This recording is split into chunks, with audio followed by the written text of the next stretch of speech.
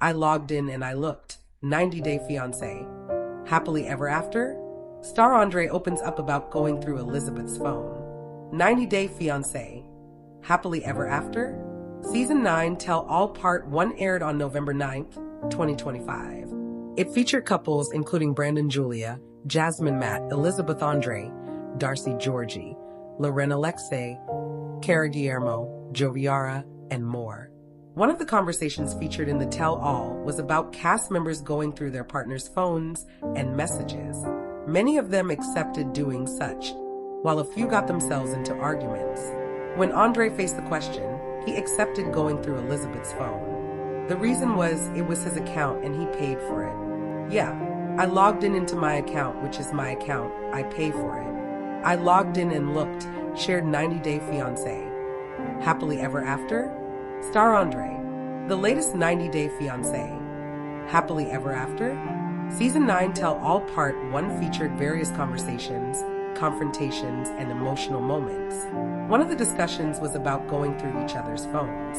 Andrei noted that they should talk about the text messages. The host, Sean Robinson, asked Andrei whether he had been through Elizabeth's phone. He said yes. He noted that he logged into his account and looked. He also noted that he was the one paying for it. Listening to Andrei, the host asked fellow cast members whether they also went through their partner's phones. Darcy was the first one to face the burning question. 90-day fiancé. Happily ever after? Star laughed and noted that she did it recently. She shared that she wanted to check the messages on his phone. I don't like just. I already had the phone in my hand and I was like, okay, it's my chance, added Darcy. She revealed that some girls had messaged him regarding the spa. When Georgie faced the same question, he refused going through Darcy's phone. However, she noted that he lurches over her phone while she's using it.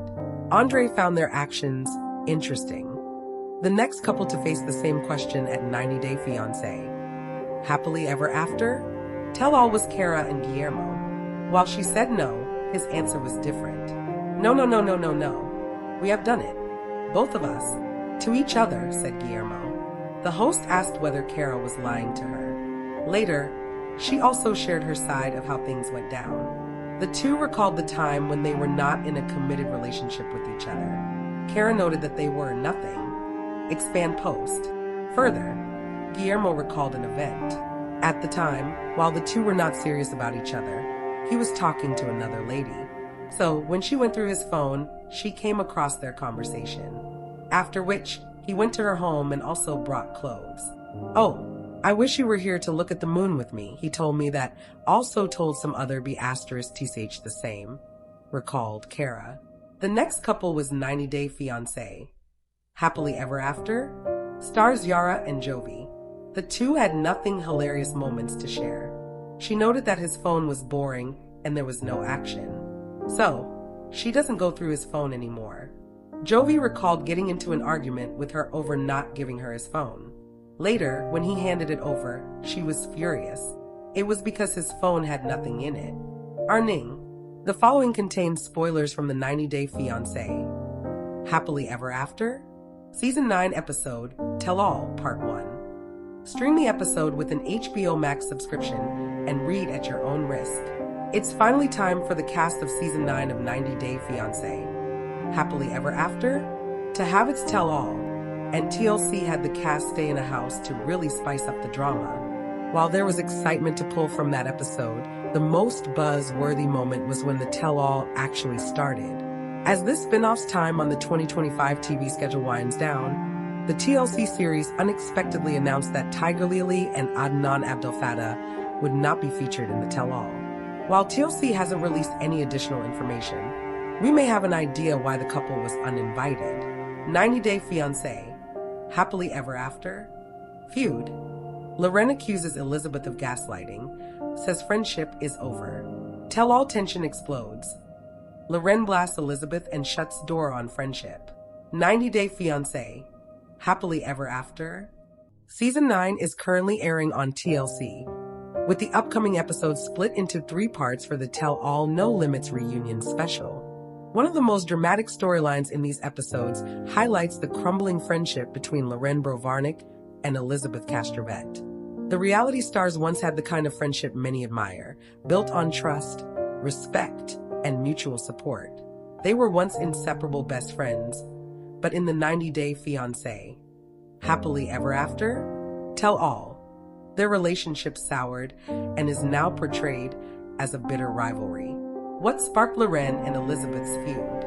Primetimer reported that the highly anticipated tell-all episode of 90-Day Fiancé, Happily Ever After, is airing on November 9th, 2025, and before broadcast, Loren and Alex Brovarnik shared some explosive teasers. For one, the couple revealed they no longer have a connection with Elizabeth and Andrei Castravet after their conflict in the last season of the reality show. Why is Jasmine Pineda bald? 90-Day Fiancé, star explains why she shaved her head. Jasmine began losing her hair after she welcomed her daughter in March 2025. In recent weeks, the 90-Day Fiancé star has been sporting a bald head. It's a dramatic change for the TLC personality, who previously had long dark hair. So, what's behind Jasmine's decision to ditch her locks? She's actually been living with hair loss since the birth of her daughter, Matilda, earlier this year.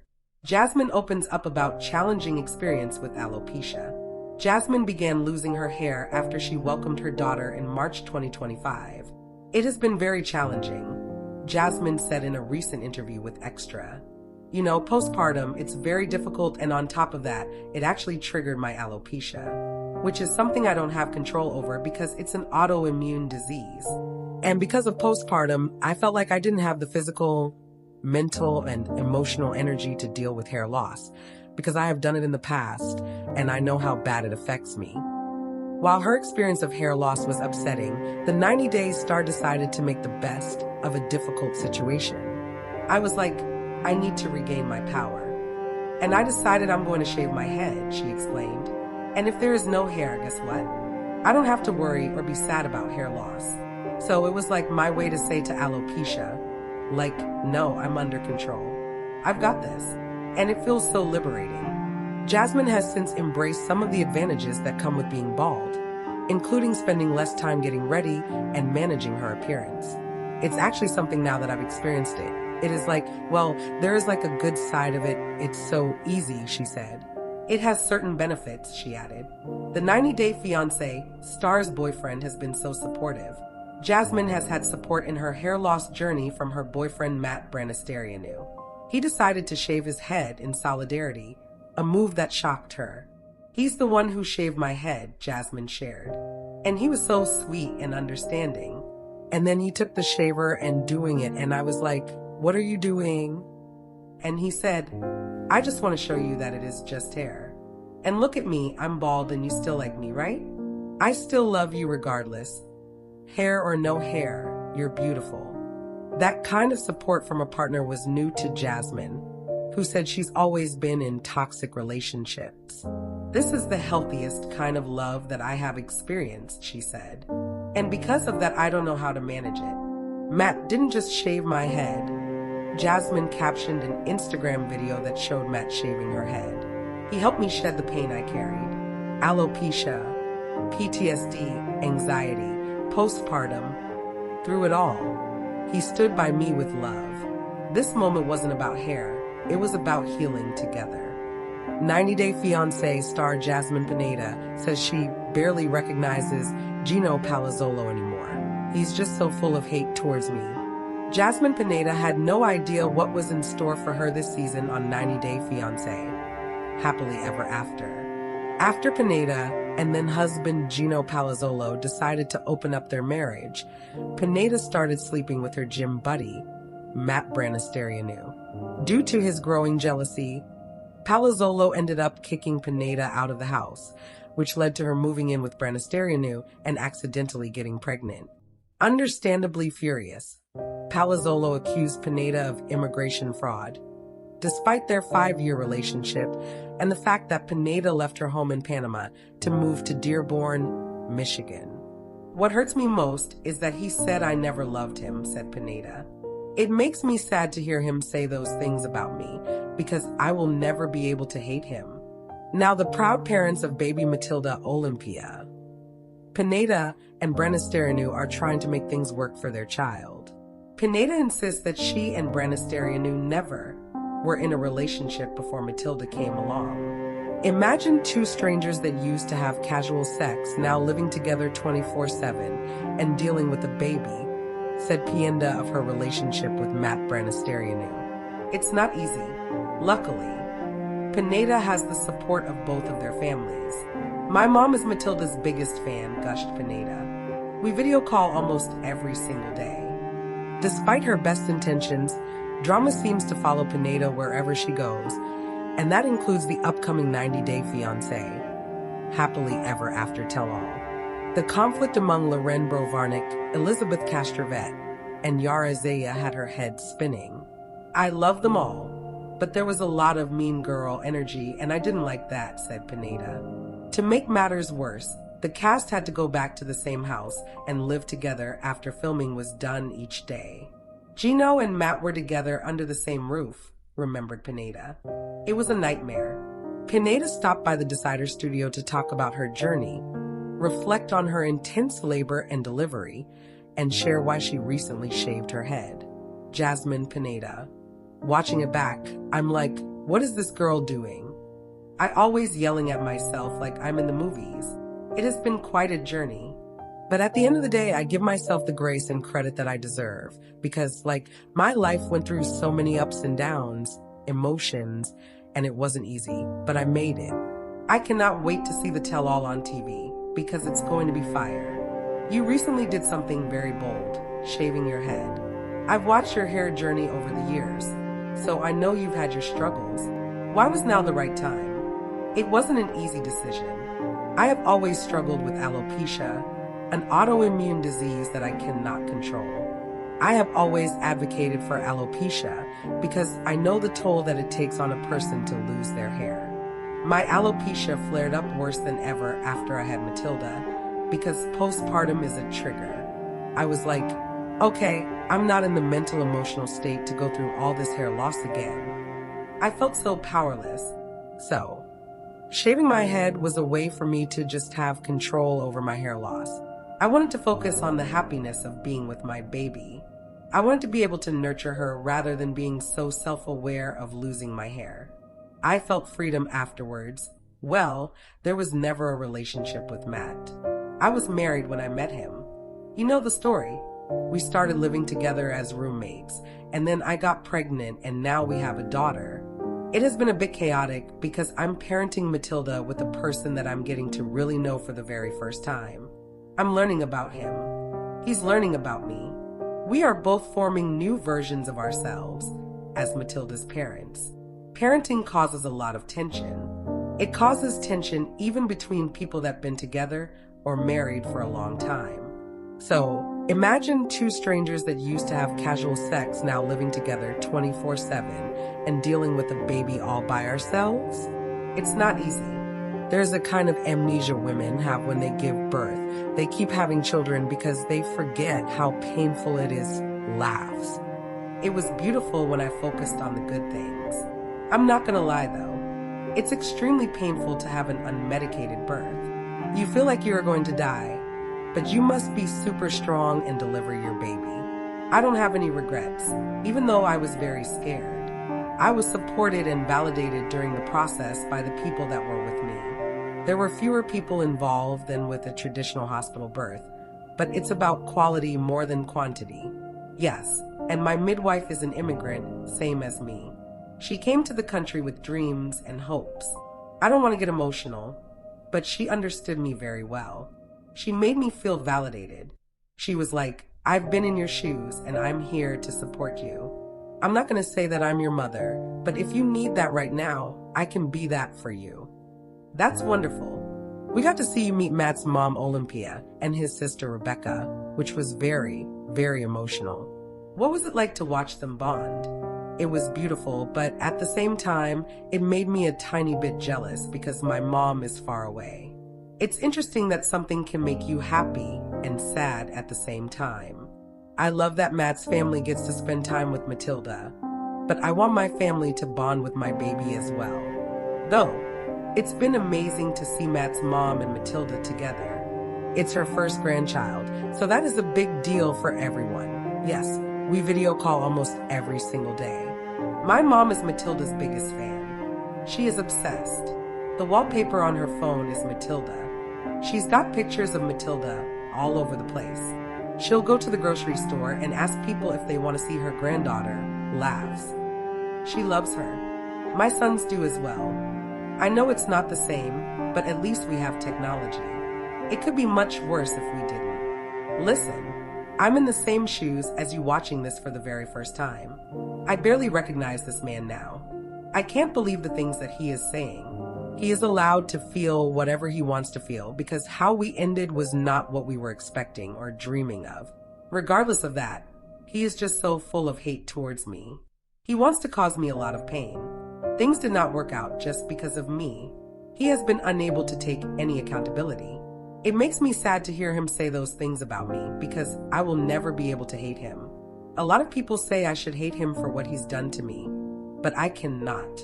I will never be able to hate someone that I once loved so much. What hurts me most is when he said that I never loved him. Like, dude, I gave you 5 years of my life. I didn't just love you, I was obsessed with you.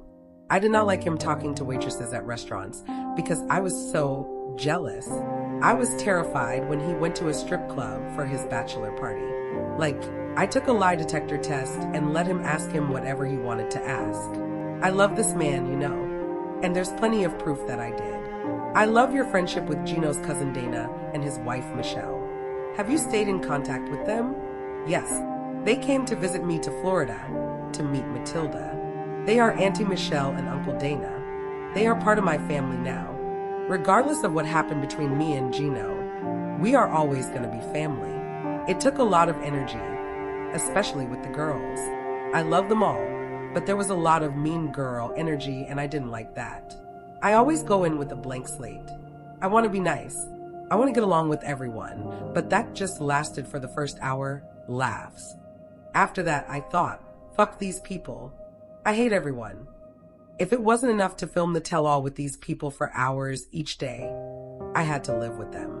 Plus, Gino and Matt were together under the same roof. It was a nightmare. Welcome back to the channel, Fiancé Fanatics.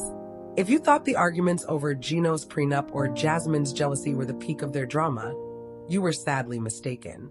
We've reached a new low, and the fallout is genuinely shocking.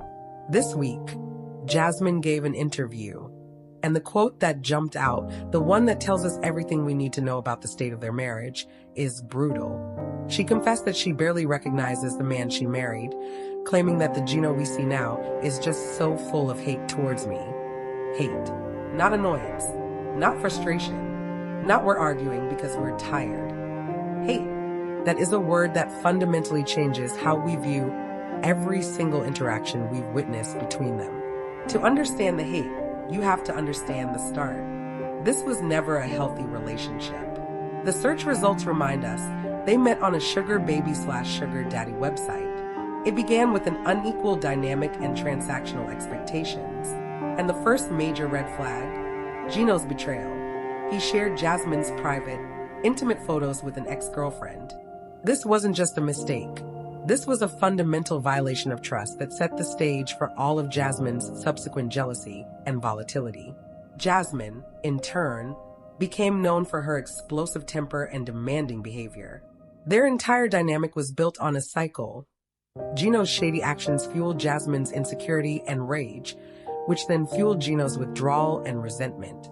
This cycle is a blueprint for emotional abuse and mutual destruction. The reality is, they both brought toxic qualities that fed off each other. The problems they ignored came to a head on the last resort.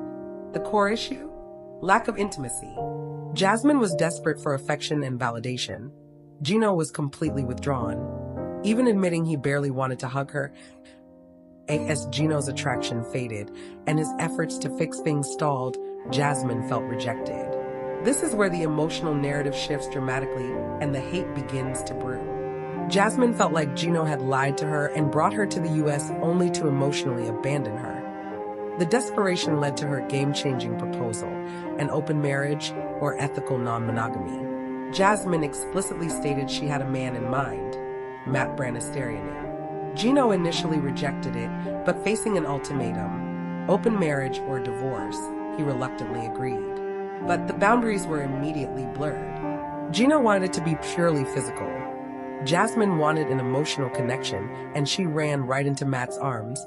This is the moment the relationship stopped being toxic and became, in Gino's eyes, a profound, humiliating betrayal, the source of his current alleged hate. Jasmine got pregnant with Matt's baby, Matilda, and she revealed it on the last resort tell-all while still married to Gino. Think about the public humiliation for Gino. He had been stonewalling her emotionally and physically, and in response, she didn't just find a partner in the open marriage, she got pregnant by him. Even if he agreed to the open marriage, the pregnancy was the ultimate, undeniable proof that the marriage was over, and it was a public declaration that she had moved on entirely. The legal complexity only adds to the mess. According to reports, because she was legally married to Gino when the baby was born, Gino is legally the father of the child. This means Gino Palazzolo is legally tied to Jasmine and her new partner for the next 18 years, all stemming from a marriage he claims was fraudulent. This is a fight for the narrative. Gino, humiliated and angry, is now painting Jasmine as a calculating user, a sugar baby who used him for a green card. Jasmine, equally hurt by his emotional abandonment and now living with Matt, sees Gino's behavior as vindictive. It's the classic tragic reality TV ending. Two people so deeply wounded by each other that they can only see the worst in the person they once loved. Jasmine feels unloved and abandoned.